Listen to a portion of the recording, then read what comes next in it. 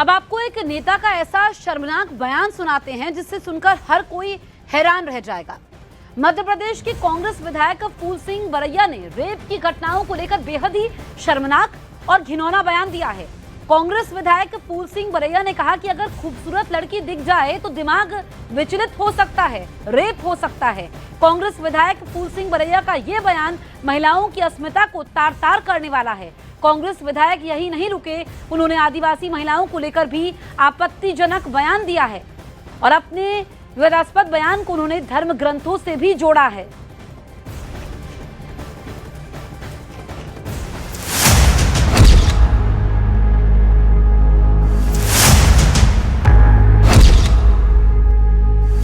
खूबसूरत अगर लड़की दिखी, सुंदर, अति सुंदर, तो उसका ब्रेन है वो इधर वो विचलित हो सकता है, तो रेप हो सकता है।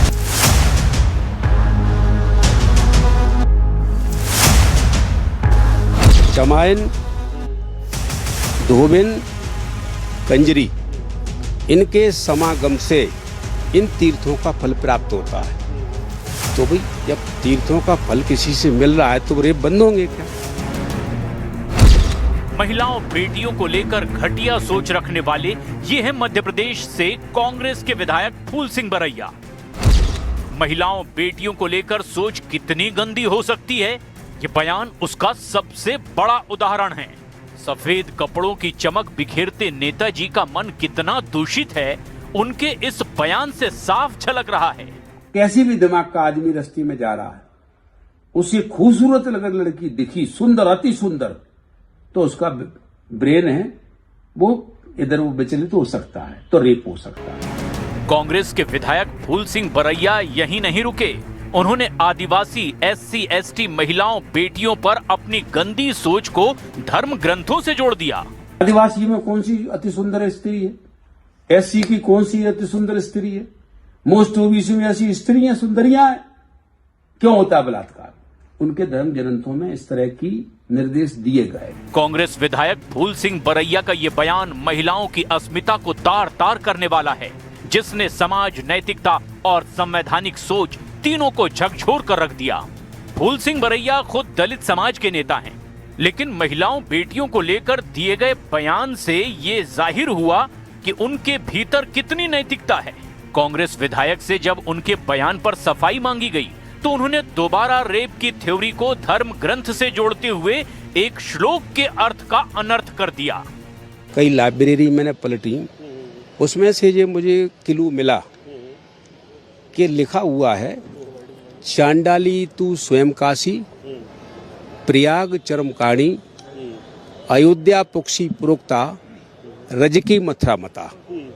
इसका अर्थ है चांडाली, चमाइन, धोबिन, कंजरी, इनके समागम से इन तीर्थों का फल प्राप्त होता है।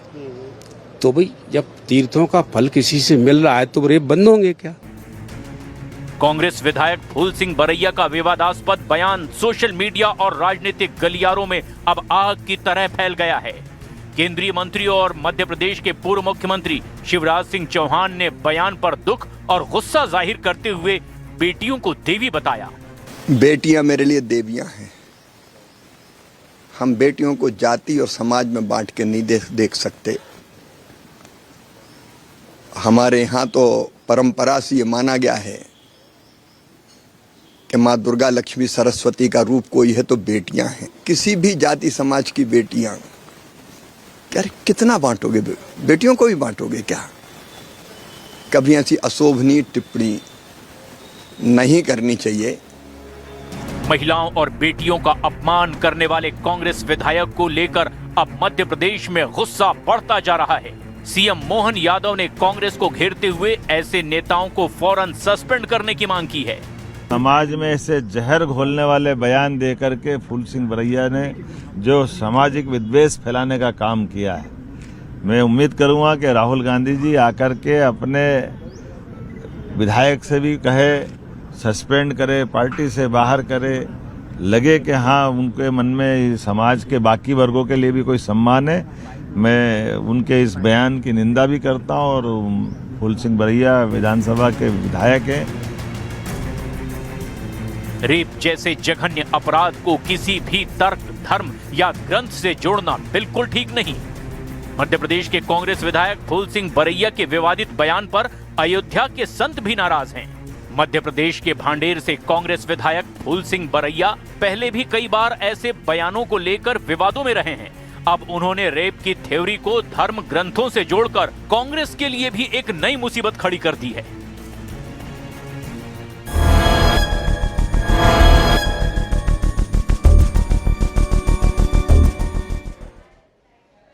26 जनवरी से पहले देश की राजधानी दिल्ली और पंजाब को दहलाने की एक बड़ी आतंकी साजिश का खुलासा हुआ है। खालिस्तान समर्थक आतंकी संगठनों से जुड़े नेटवर्क को सुरक्षा एजेंसियों ने समय रहते बेनकाब कर दिया।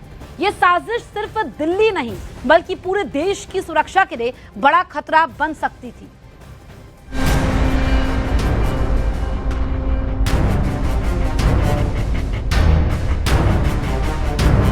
गणतंत्र दिवस से ठीक पहले सुरक्षा एजेंसियों को जो इनपुट मिले, उन्होंने पूरे सिस्टम को अलर्ट पर ला दिया। खुफिया जानकारी में संकेत थे कि खालिस्तानी समर्थक आतंकी संगठन 26 जनवरी के मौके पर बड़ी वारदात को अंजाम देने की फिराक में है। जांच जैसे ही आगे बढ़ी, सामने आया कि साजिश की जड़ें पंजाब से निकलकर दिल्ली तक फैली हुई हैं।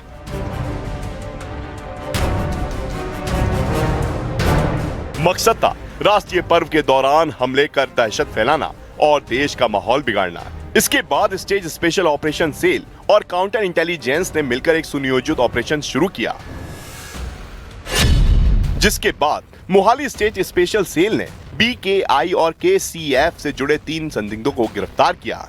2 गिरफ्तारी पंजाब से हुई, जबकि मास्टरमाइंड को जम्मू कश्मीर से गिरफ्तार किया गया। जांच में दावा किया जा रहा है कि तीनों संदिग्ध एक सुनियोजित आतंकी साजिश पर काम कर रहे थे। इनके निशाने पर थे पंजाब शिवसेना के दफ्तर, हिंदू संगठन और शिवसेना के बड़े नेता, पंजाब की सरकारी इमारतें और ऐसे करीब 10 लोग जिन्हें पहले से सुरक्षा मिली हुई है।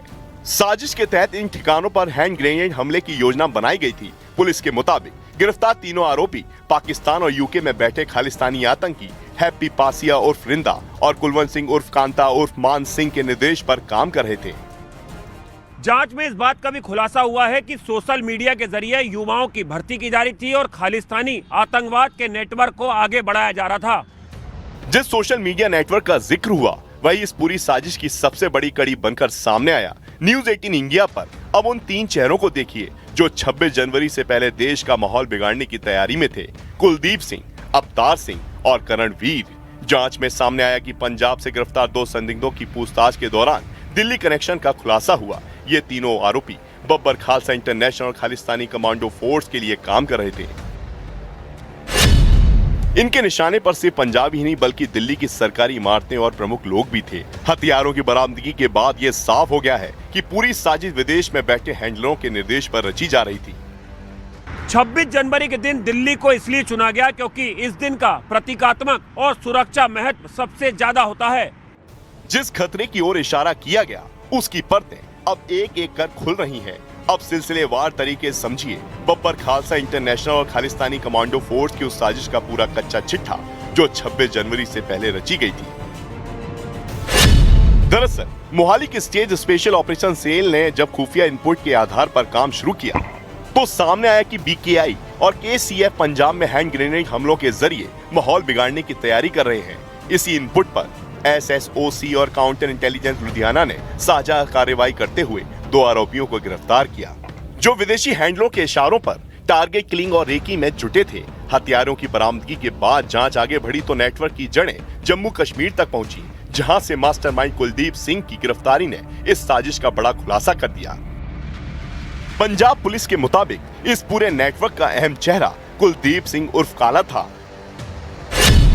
जो दिखने में एक साधारण किसान था, लेकिन भीतर ही भीतर खालिस्तानी आतंक की बड़ी कड़ी बन चुका था। हरियाणा के सफीदों का रहने वाला कुलदीप सिंह सोशल मीडिया के जरिए KCF के लिए काम कर रहा था। कुलदीप इंस्टाग्राम और व्हाट्सएप ग्रुप के जरिए युवाओं की पहचान करता, उन्हें कट्टरपंथी विचारधारा से जोड़ता और फिर विदेशी हैंडलरों तक उनकी जानकारी पहुंचाता था। 20 से 25 दिनों में ग्रुप डिलीट करना होता था, रेकी वीडियो साझा करना होता था और टारगेट तय करना उसको टास्क दिया गया था। जांच में उसके मोबाइल से बरामद सामग्री ने साफ कर दिया है कि 26 जनवरी से पहले देश की सुरक्षा के लिए यह साजिश कितनी बड़ी और खतरनाक थी,